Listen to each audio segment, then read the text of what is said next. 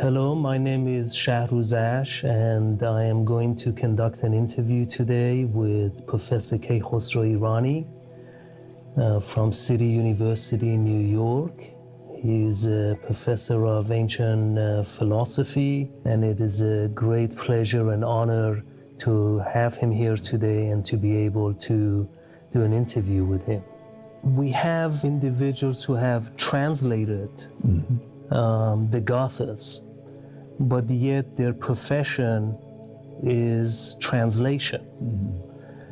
And they have lacked philosophical knowledge and understanding. It is like me translating an economic document, but there are certain terms in their interest rate, supply and demand, but yet I'm not an economist to understand it. So my job is to really translate it, and then we send that translation to the economic department, let's say, of a university, and they're the experts to comprehend it. So isn't the best source of understanding Zarathushtra's message for most part is to refer to philosophers who have studied it as opposed to translators? You're so right. There will be people who would resist your suggestion, but undoubtedly it is a philosophic doctrine and it needs very subtle interpretation, and some of the linguists are able to offer visions at least partly valuable, but the general conception has to be reconstructed by appropriate philosophic analysis. And if you would like me to do that, I'll give you my reconstruction. Please do so. Zarathustra offers a view of the world in terms of certain abstract concepts, which, as was traditional in those days, I mean, throughout the world, religious poetry personalized abstract concepts. And he does that. The creation that Ahura Mazda thought of, it was in his mind, and he articulated it and made it an ideal creation, not material, but ideal. Now that is called Asha. Literally, that word means truth. But the notion of truth here is a very special one.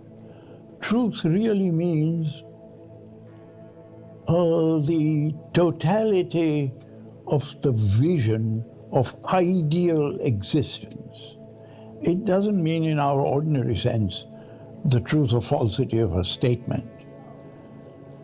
The truth that he is talking about is the relationship of all things in perfect harmony, so that nothing occurs at the expense of something else. There is no friction in that existence.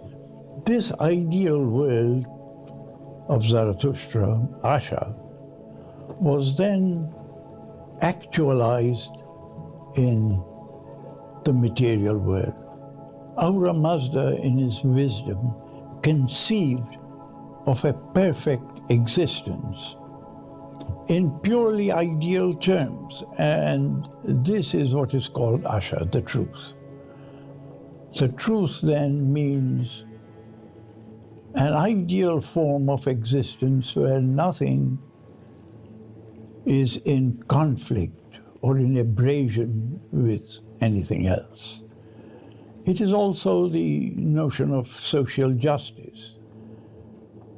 No one prospers at the cost of somebody's injury.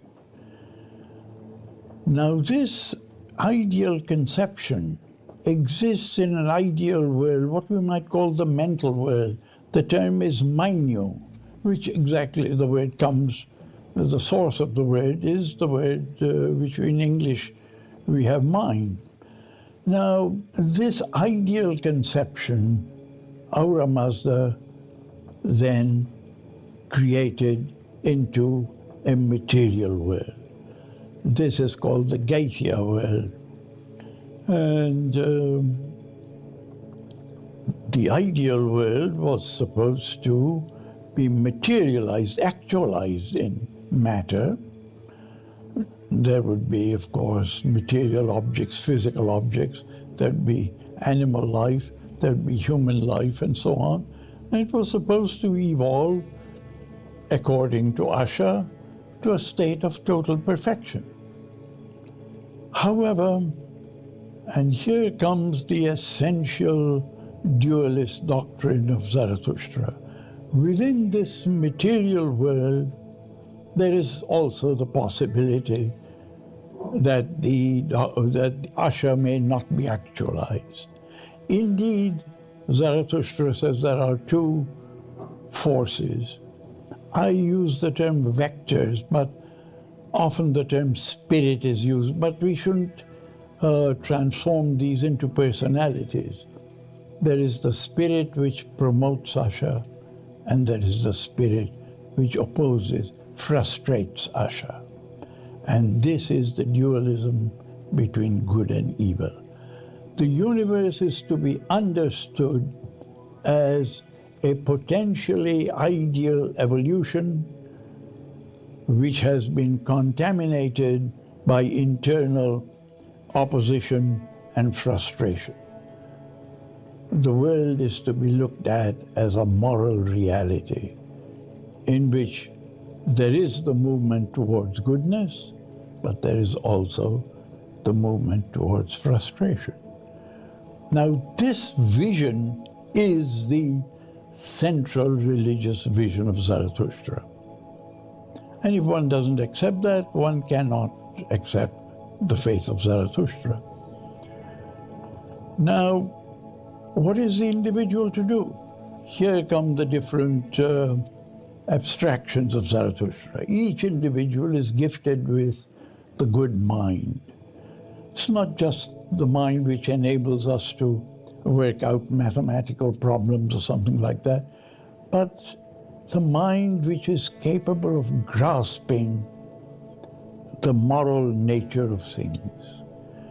When you see something occurring in your society, you recognize that this much is fair and this is unfair. As one of the later priests said, it is not conceivable that a human being can look at the face of injustice and not recognize it. So we recognize it. When we recognize it, then we should articulate it and commit ourselves to improvement. We discuss it with people whose lives will be affected. We formulate a way of actualizing the good to whatever extent we can, and then we do it. And this is repeated in a phrase which comes in prayers all over. It's called the practice of good thought, good word, and good deed. See, there is no such thing as a good deed without good thought, because in the tradition of Zarathustra, there are no prescriptions, do this, don't do that, and so on. You are left to think through what should be done. The responsibility is yours. This acceptance of this responsibility becomes the way of life. And you have the view of the world. The world is a moral reality, your way of life. Act with good thought, good words, and good deeds. And you have accepted the doctrine of Zarathustra. Now, the interesting thing here is, contrary to the tribal notion, this is a decision to accept this way of life, this vision and this way of life. It's a purely individual matter. In one of the verses of the Gatha, Zarathustra says, I talk to each of you. Listen with care and with careful thought, and make a judgment, each individual by individual, man and woman. Why does he say this? he distinguishes it from the tribal conception, where each individual didn't think for himself or herself. The tribe made the decision. If you're a member of the tribe, that's what you did. But here, each one is asked to make the decision, and each one is asked to bear the responsibility for that decision. You choose to live in this way, or you don't. And thus, what we have is a shift from the tribal to the individual, which has sometimes been called the First Enlightenment, and recognition that you have to take the responsibility for what you do. And this is at the heart of it. It must have been a very strikingly different teaching. To us it appears rationally clear, but in a tribal society this appears strange. Before Zarathustra, humans had a deterministic view of the world. They thought that each person had their destiny preset and their future was predetermined. And it seems after his arrival, we started gathering the notion that we are in control of our future and that we are free and that we can shape the future according to our own will. In the Gathas, there are two places where he talks about this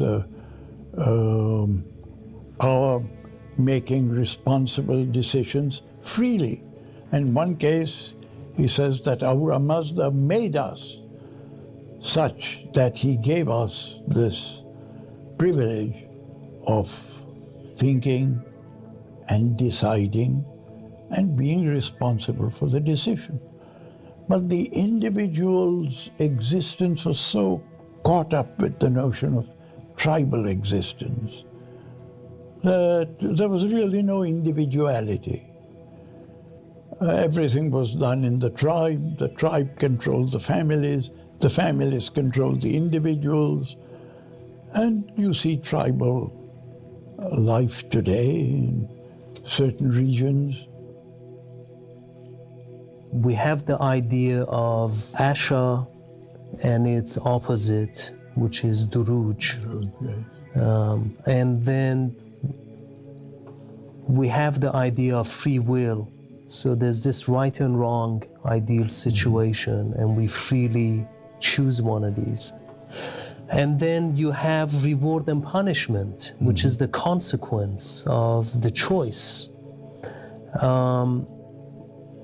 And based on the reward and punishment, we judge that. We judge, well, I like this outcome, not this. So we're constantly judging our actions based on whether I desire the outcome or not.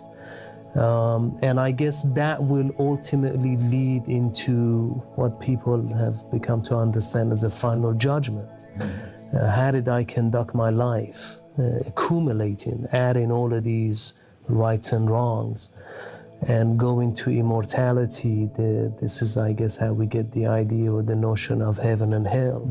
What is this idea of the final judgment? Is this judgment something we render upon ourselves? Do we judge ourselves at the end, or is there some deity that judges? We developed this notion right from the start. We human individuals look at various circumstances of our lives and make decisions. We see alternatives of action and we choose one. How this choice is made is an important thing. Is it made with the good mind, with good intentions, with good thought? Now, what does this good thought mean? That you recognize a situation, you see that in some way it is flawed.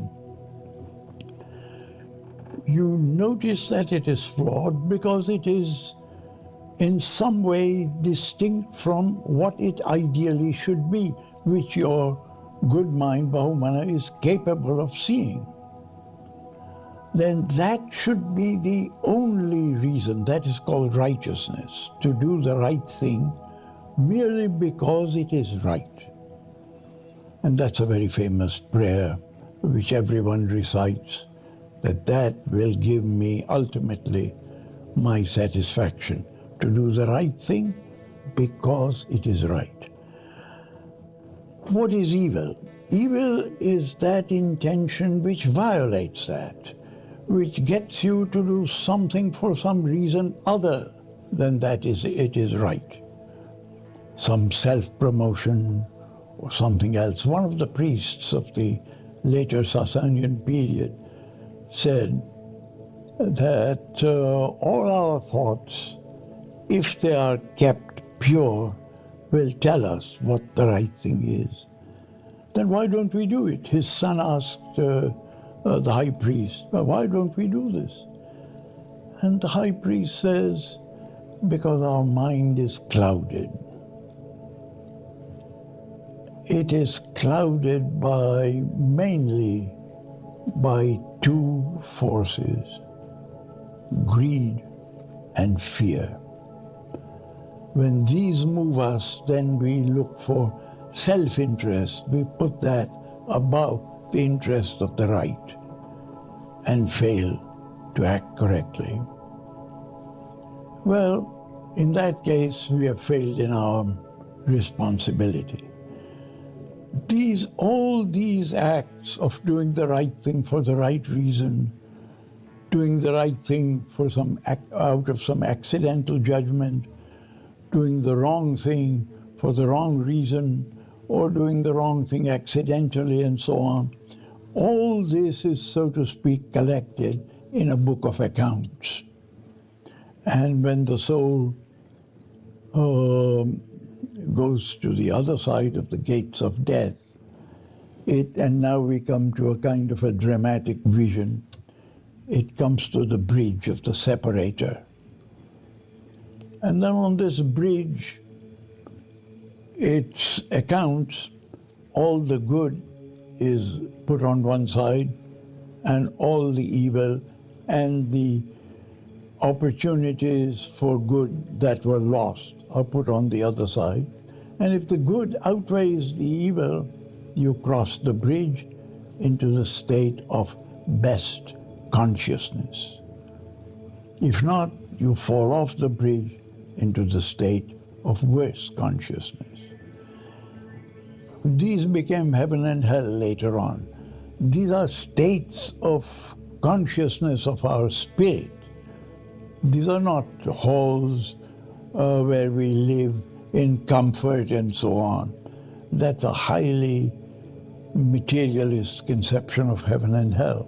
But the conception that there are two different ends for differently valued souls is part of the doctrine. And this, you don't appeal for mercy, you don't plead for this or that. It is the consequence of your life. The moral consequence of your life appears in the state that you go into after you die.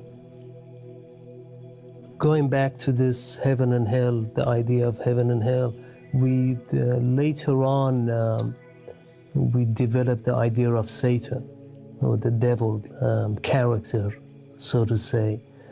And in Zoroastrianism, as you mentioned, we have this Serpenta menu and the Angra menu. That's right. The evil spirit and the Holy Spirit, yes. Or evil mentality or good mentality. Is the Satan a personification then of this Angra Mainyu? Exactly. Or the unholy spirit? Yes. You see what happens in every religion, in every teaching of the initial prophet, there is a spiritual message.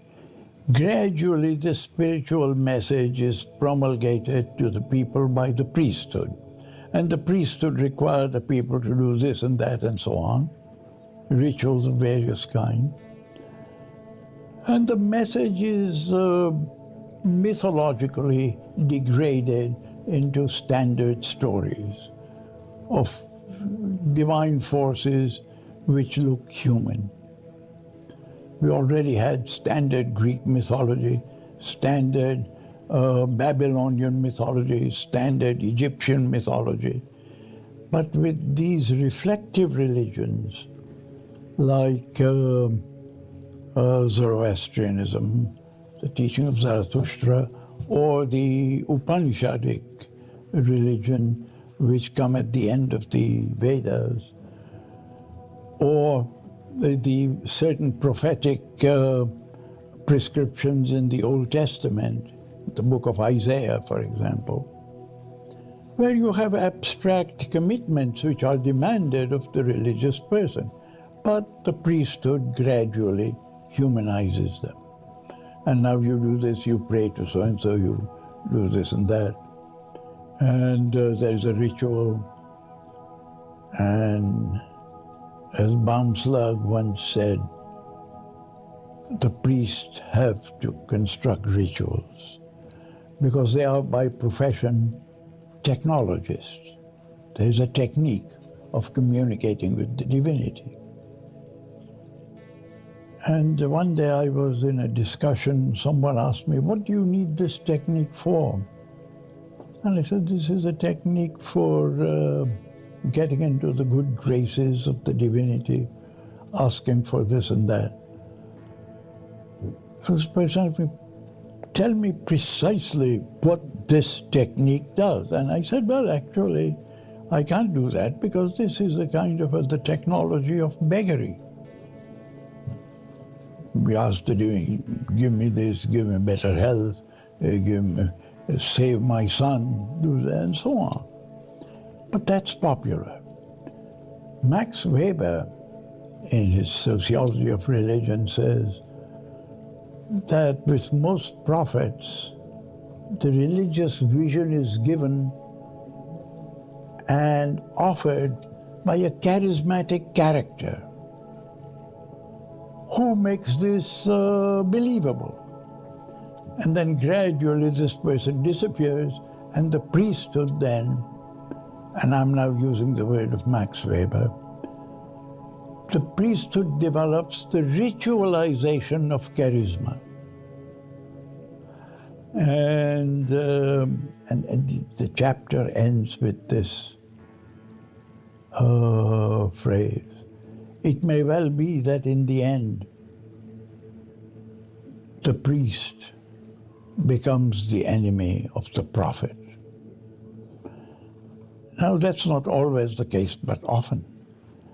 But the priest transforms the religious vision into techniques and practices and mythology. Satan is the mythologization of that force in opposition to Asha. Right. And then he became a person, and then there were all sorts of stories about him, and so on.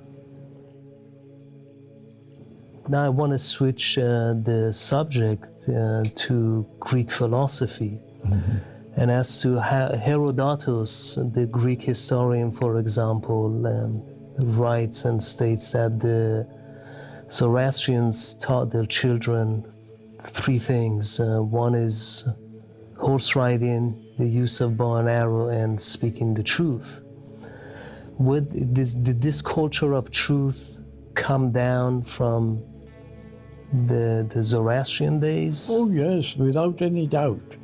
But the notion becomes degraded because one often thinks of speaking the truth as merely not telling lies. But that is not the essence of the faith. The essence of the faith is grasping a deeper ideal reality. That's what understanding or grasping the truth is. For example, if you ask me, how many cups of coffee did you drink this morning? And I say one, when in fact I had two. I'm telling you a falsehood. But that's not the kind of lie that Zarathustra is talking about. He's talking about the sort of thing in which I see that so-and-so has been treated unjustly. And someone says, what do you think of this treatment? And I would say something like, well, this is usually the way it is done. I've lived long in the academic life, and I know that's the usual way administrators put it. Well, that's how it's always done.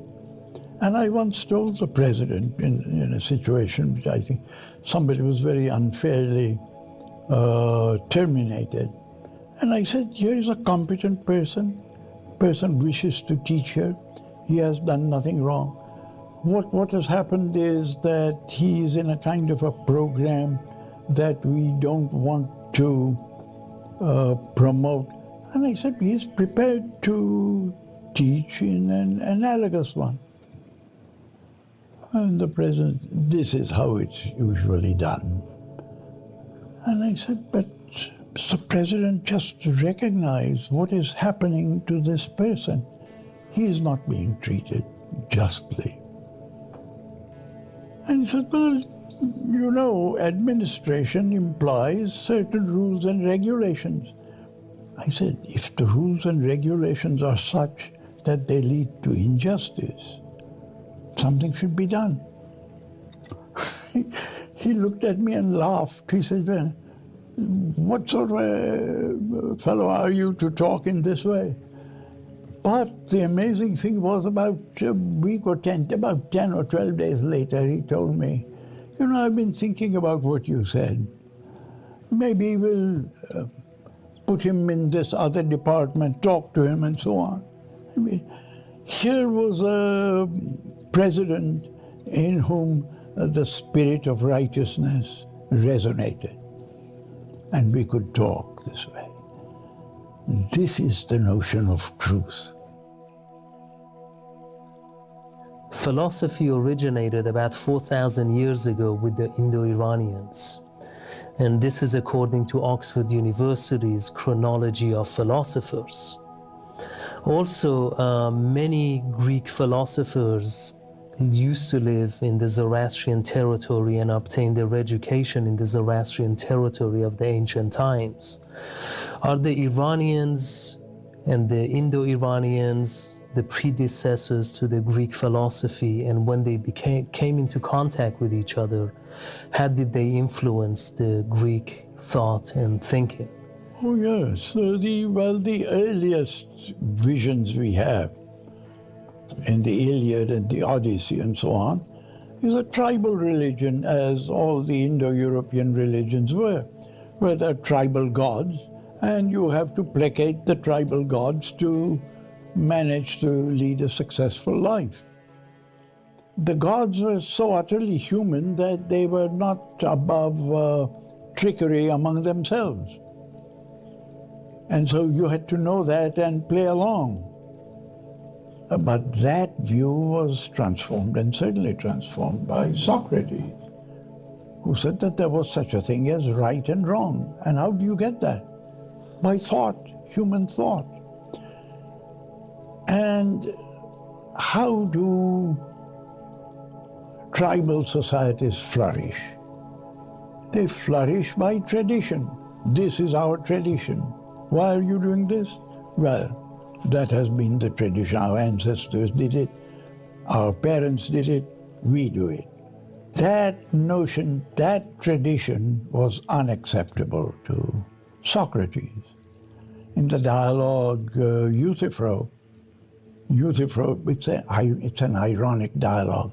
This is the last year of the life of Socrates, and Euthyphro is a 25-year-old fellow who has received instructions in the temple. And he says, oh, I've learned all about piety. I know whatever there is to know about it. Socrates says, let's examine then. What is piety?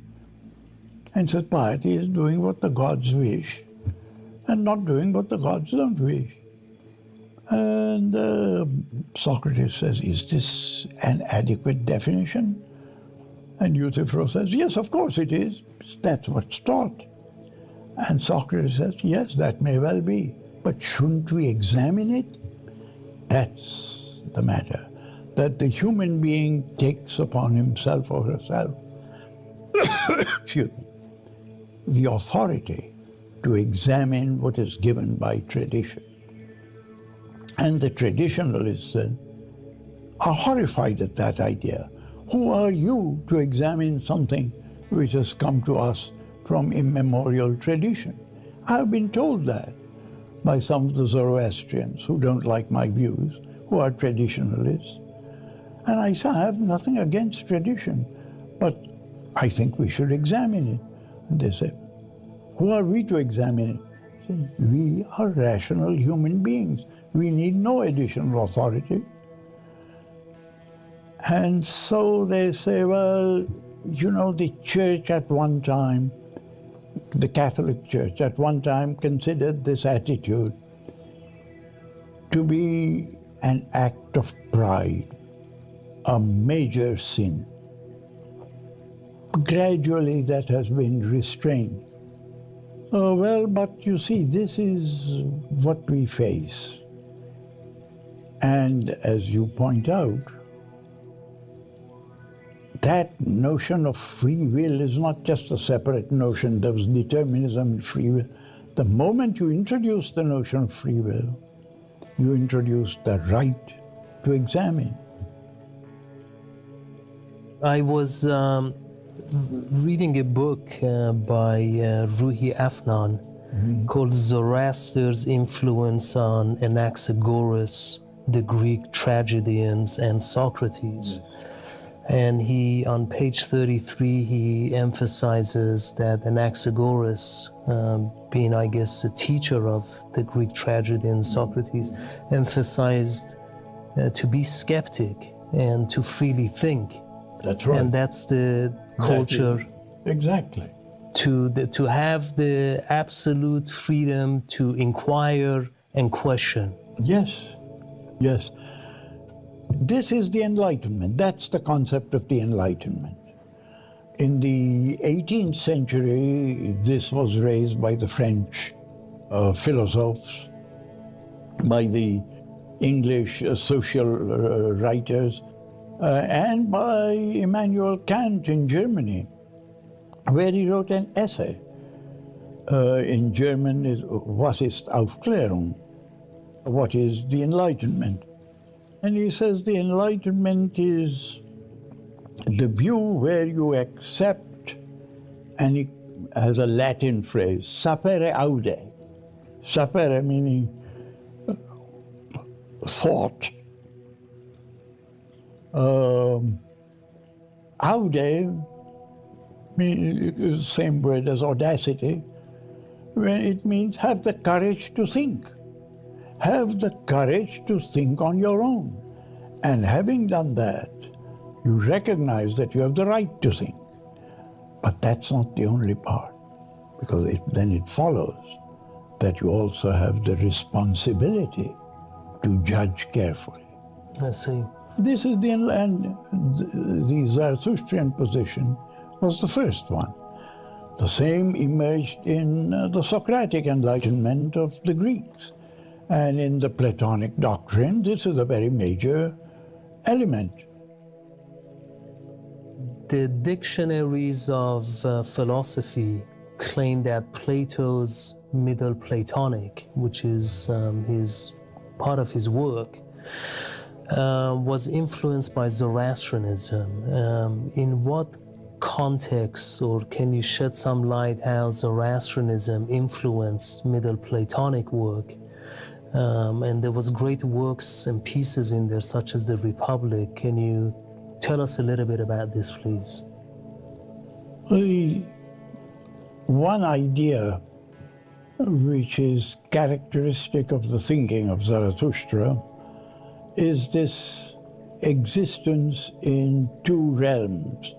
The existence, which is a mental existence, the minio existence, as it is called in the Gothic, and the material or the tangible existence called the Gaithia. And this distinction that we as human beings possessing a mind can grasp mental existences independently of perceiving their actualizations in this world, and also perceiving objects in the material world. This separation of two realms, which we find in Zarathustra, we find in Plato. Plato called this grasping of the essences which were in the ideal world, the world of ideas. That capacity is called nous, and that grasping is the act of noesis. And this is certainly, it appears nowhere. It appears in Zarathustra, and it appears in Plato. Then it appears later on in European thinking, and that's always called Platonic thinking. But this is so characteristic a theme that many people think that Plato was informed of it in some form or other by the Greeks who lived in Asia Minor, which was a province of the Persian Empire, and where there were fire temples and major teachers of the faith. I don't know to what extent Plato was influenced by it, but I think he must have heard of it. And then he was inspired by it and produced his own conception, which is a very interesting one. You don't get the idea of justice by looking at just acts and unjust acts. You make the distinction between justice and injustice by grasping the idea of justice and seeing to what extent it's actualized.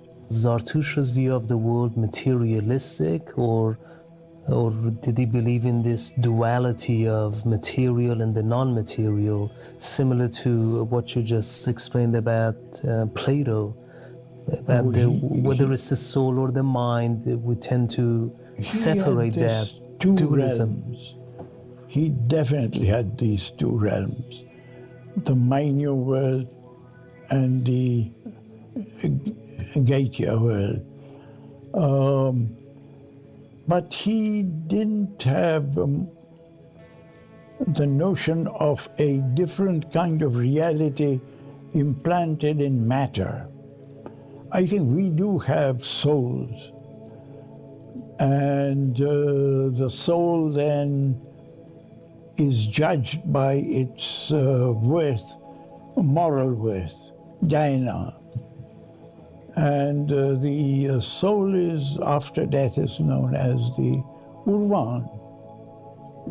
And that is clearly, so he has a notion of existence, of material existence and a non-material existence. And is this the duality later on that Descartes tries to further articulate, but yes, in terms of mind, same theme that going has through? Dominated philosophy. As Xenophon states, Cyrus the Great, the ancient Zoroastrian king, was a Mazda worshipper, which means a wisdom worshipper. Who was responsible for the education of the Zoroastrian kings in the field of wisdom? Oh yes, what happened was that the Medes and the Persians got together, two separate tribes of the whole set of Iranian tribes, and they got together with the father or the father-in-law of Cyrus, who was a Mede, and Cyrus married his daughter. Cyrus was a Persian. They got together, and then a church was established, which was the Church of the Achaemenian Empire. And the Medes were the organizers, the administrative priests, and the ritual priests, and the Aithapats were the teachers, and they were usually Persian, and they taught the Gothic message. to the emperors and the kings at that time. Yes, and also, well, I suppose, to the more literate public, but also to the general public. It was a very enlightened population in those days. And the fact that they absorbed this message, we can see in their inscriptions and in their practices. Many scholars claim Cyrus was one of Zarathustra's disciples. And also in the Bible, we see the name of Cyrus as the anointed one and a savior. In what context is he known to be the savior in the Bible? Can you articulate and elaborate this notion for us, please? This is what happened. Cyrus was, he viewed himself as a world ruler to establish the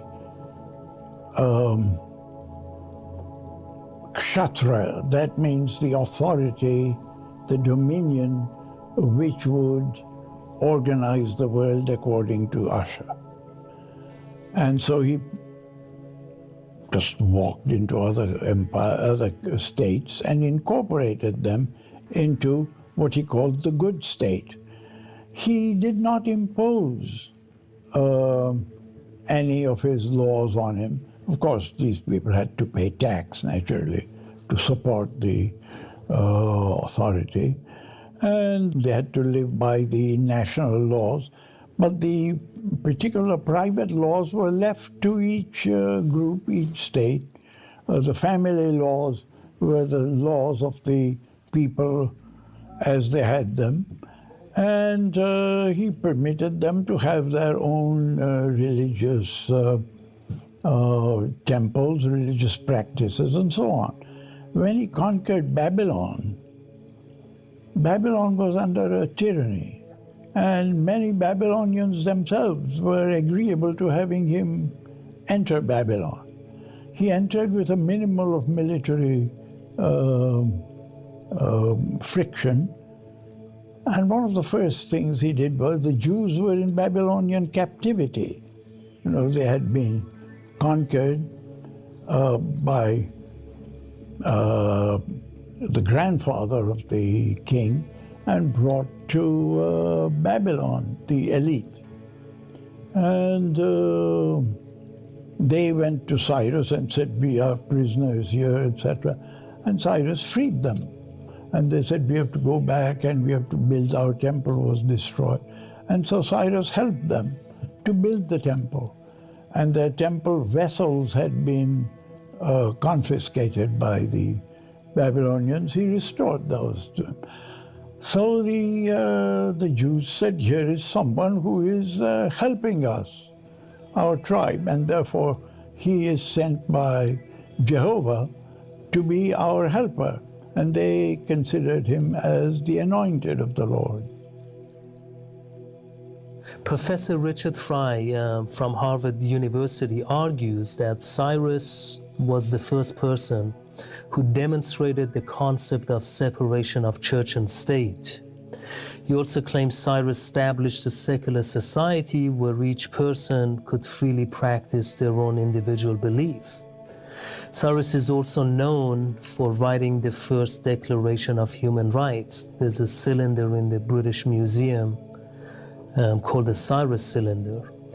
Is this because Cyrus believed that basic human rights such as freedom, equality, and justice are universal and therefore a moral absolute?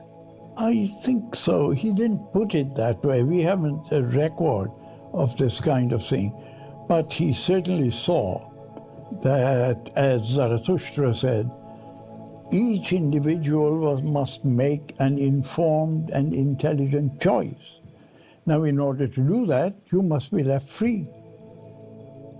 There is also the notion of Asha, which is justice. And so he established the national courts, what we might call the federal courts, where any dispute of this kind would be treated fairly. In order to have a standard way of life, he established the rules of the marketplace.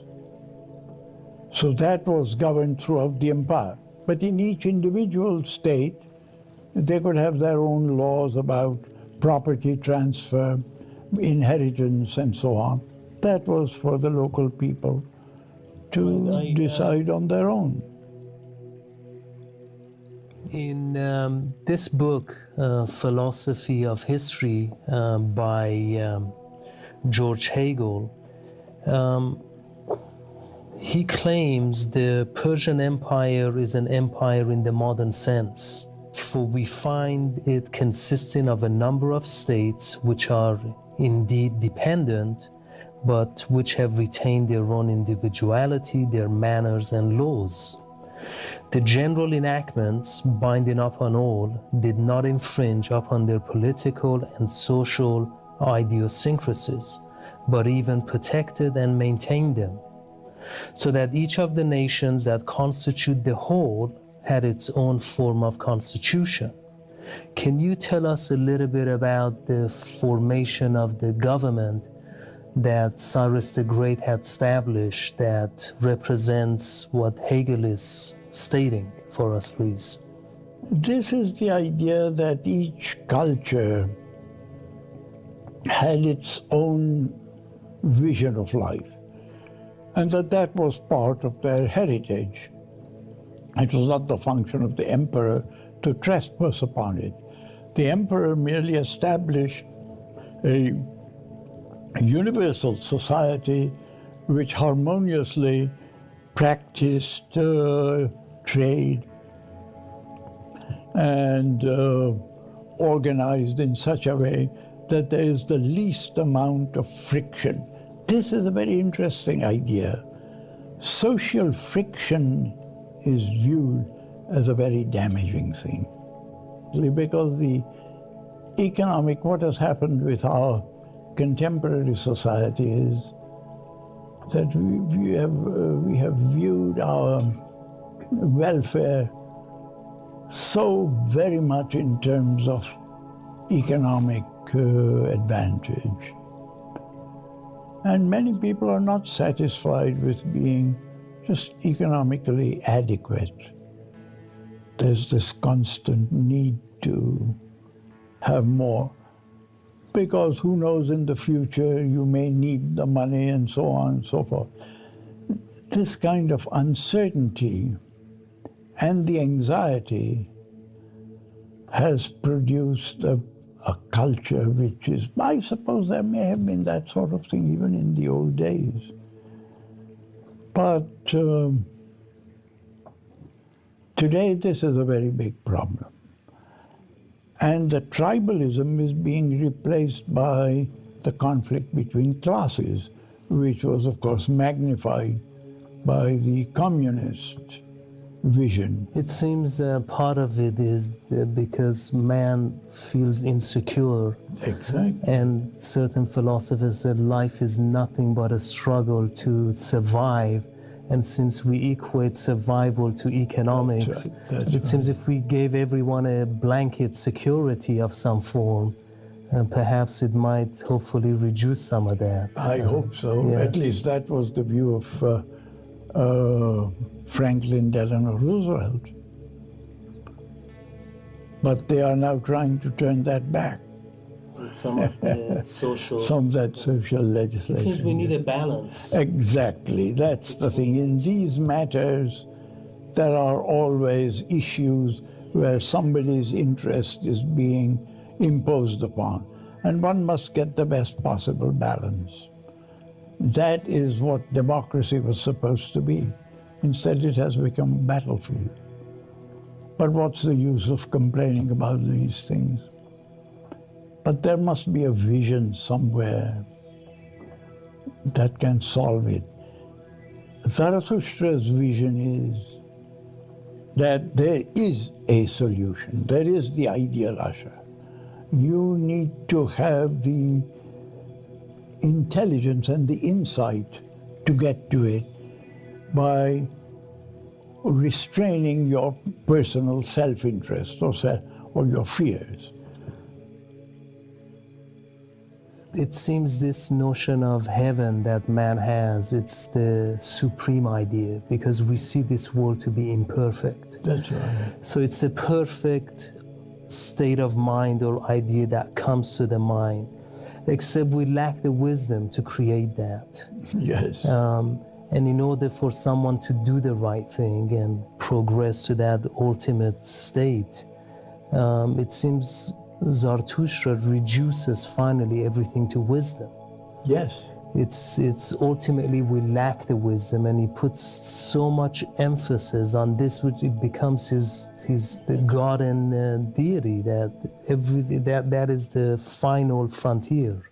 There are two aspects to it. One is grasping the ideal state of the social order where most of the friction lies. And even in the natural order, because there is friction between us and the natural order too. Diseases, for example, and so on and so forth. So the curing of diseases becomes a morally worthy act, produces good. One of the reasons why there are so many doctors among the Zoroastrians. This is an idea of some high degree of optimism. We'll be able to grasp this truth, and we will know what to do. You must get to know what the truth is. You must be able to formulate the proper way to achieve it, and you must have the will and the courage to put it into practice. This is the wisdom.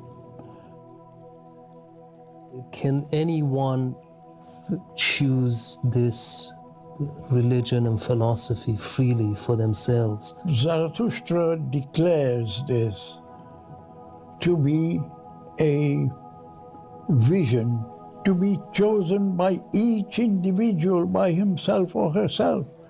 It doesn't say individuals of this kind or that kind belonging to this group or that group. This is an individual faith.